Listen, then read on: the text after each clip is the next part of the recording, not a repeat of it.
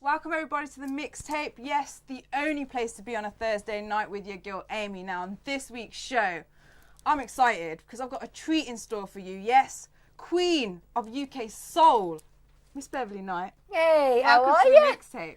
I'm just like so excited to be sitting next to you right now. Well, thank you. This is lovely. And I just don't even know where to start because there's just like so much. But firstly, what I'd love to know from you, what is like the recipe for success? Oh my God, if I knew that, I'd put it in a bottle and I'd sell it. No, I think in my case, it's been a hell of a lot of hard work, number one. I think it's just been a love of what I do. You cannot keep going for years and years. I think it kind of, that comes out in your music though. Yeah. You love what you do, Oh, your yeah, heart I and do. soul's in it. Absolutely. So let's talk about the album. Yeah. Well, it's 100%. called, that's right. It's called 100%. Why did you call it 100%?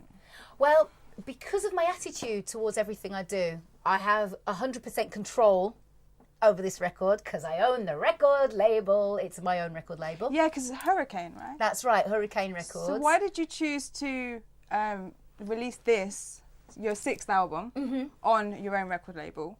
Why not go with the previous ones that have kind of worked for you in the past? Well, basically, I'd been with EMI Parlophone for 11 years. Wow. And, you know, that's most of my career. I started off on an independent label called Dome Records. But creatively, what happens is, it's like the more successful you get is the more they want to contain what you do. And that's difficult because you get that push and pull of creativity versus commerciality. Isn't it kind of like scary as an artist to kind of take that first step by yourself, but kind of have the confidence to do so?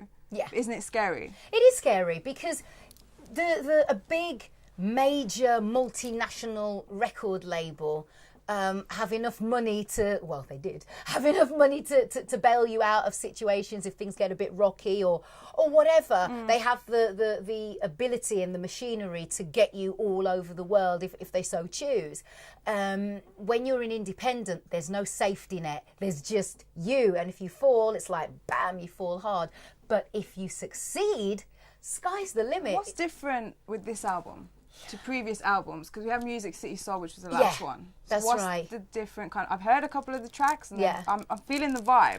It's a different kind of. It's a new kind of Beverley coming out. It's more funky, I'd say. Yeah.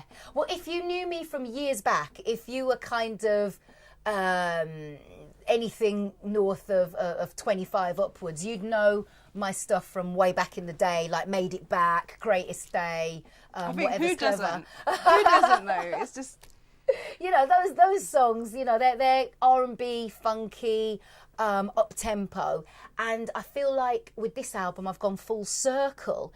I'm reintroducing that kind of a sound, but for today, as opposed to 95, you know what I mean? It's got that kind of upbeat positiveness to it. It only slows down a couple of times on the record, and everything else is mid to up-tempo.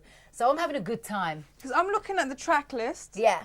And, you know, there's some serious kind of emotion in those tracks. Yeah. And the names as well. Like the first one was Beautiful Night. That's right. The one with the first release. And amazing. I think you've had amazing feedback from that. Yes. Yeah, people have seen great. kind of a different, like I said, a different kind of vibe from Beverley. Yes. So the next one, In Your Shoes. Yeah. Now, I love this track, right? People, I love this track. Shall I tell you why? Because you know what? There is a message in there somewhere. Oh, yes, there is. Tell them the message.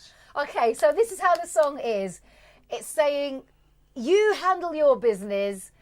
Don't worry about anybody else, because if I was in your shoes, that's what I'd be doing. It's that old thing of when you get haters who come on and they just want to tear you down. There's haters everywhere.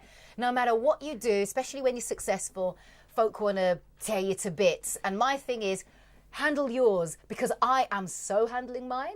And you guys need to check out this track, yeah, because you know what? Beverley has just laid it down on the line, and boy, You go, Mrs. You're looking pretty cool in the video too. Oh, thank I have you, to say. thank and you. Chipmunk's in there. Chipmunk is on there. We did another version of the song and got my boy Chipmunk involved, you know. And he's really doing his thing as well. Oh, he's absolutely smashing it. I mean, his album went straight in at number 2. Oopsie Daisy went in at number 1.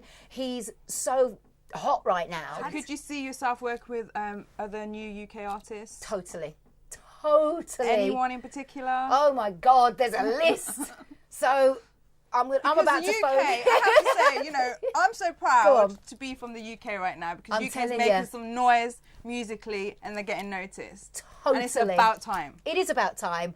I was at the Mobos and, you know, there was me. I felt like proud old Auntie Bev because there's all these young, fresh talent, you know, coming up, winning all the awards. Right now, I'm rooting for Bashi. I'll be on the phone to him if I can find him, and Kano. You know, some amazing guys out there doing their thing. Estelle, I've known forever. You know, she broke through a couple of years back with American Boy. I'd love to work with her. You know, there's so many people who are coming through. I'm like, yeah. Prince, oh my God, I love him to death. You performed like with him? Yes. And at an after Oscars award party or something? Yeah, I did. How was that? That's like a dream come true for you. Oh, it was mental. It was mental. So we, I'd met him like 10 years before, but just very briefly, and I was all shaking and all the rest of it. Anyway.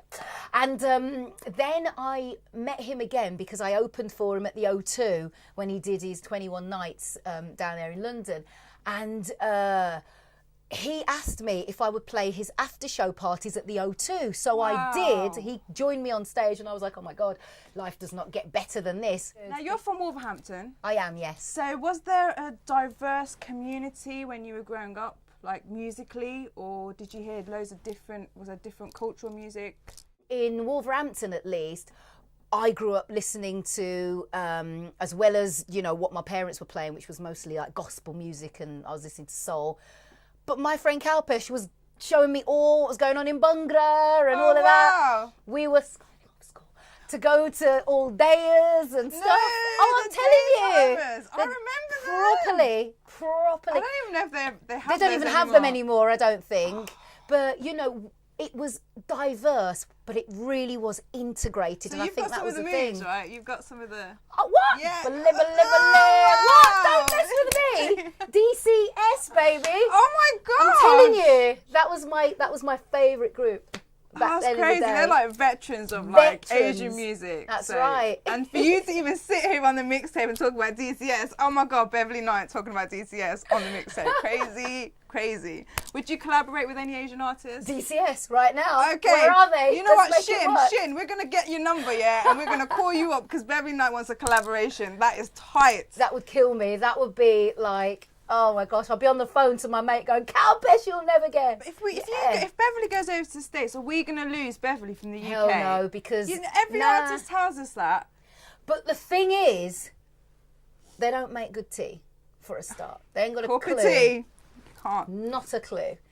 And they've got a few little West Indian shops over there, but they're not rocking the way that they are over here. I'm sorry. No. And they don't have fish and chips. And fish and chips. Do you know what I mean? And have you tried to even explain the concept of a balti in the States? Oh, my days. No, not having it. I went to it was South Indian cuisine, so I thought, what? Yeah, go and fish curry. Spicy food, yes.